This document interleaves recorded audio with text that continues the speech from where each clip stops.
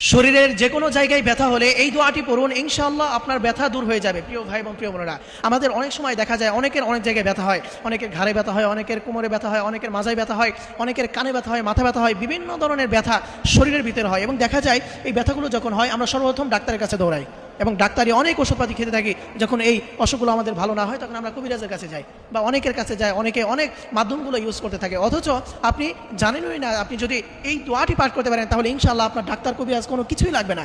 আপনি জাস্ট এই দোয়াগুলো সঠিকভাবে আপনি পাঠ করবেন, তাহলে দেখবেন ইনশাআল্লাহ আপনার সেই ব্যথা দূর হয়ে যাবে। আপনি ইয়াকিনের সাথে মনে বিশ্বাস করে আপনি এই দোয়াগুলো পড়বেন, তাহলে ইনশাআল্লাহ আপনি এটার ফলাফল পাবেন। বিশ্বনবী সাল্লাল্লাহু আলাইহি ওয়াসাল্লাম নিজে এই দোয়াটা শিক্ষা দিয়েছেন। সাহাবায়ে কেরাম যখনই তাদের শরীরে ব্যথা হয়ে যেত আল্লাহ রাসূল সাল্লাল্লাহু আলাইহি ওয়াসাল্লাম তাদেরকে এই দোয়াগুলো শিক্ষা দিতেন। সেই দোয়াটা হচ্ছে ফাইন তাওয়াল্লাউ ফাকুল হাসবিয়াল্লাহ লা ইলাহা ইল্লা হু আলাইহি তাওয়াক্কালতু ওয়া হুয়া রাব্বুল আরশিল আযীম। এটা পড়ার নিয়ম হচ্ছে আপনার যখনই শরীরে যে স্থানে ব্যথা করবে আপনি মনে বিশ্বাসের সাথে, আপনি মনে পরিপূর্ণ বিশ্বাস রাখবেন আল্লাহর প্রতি।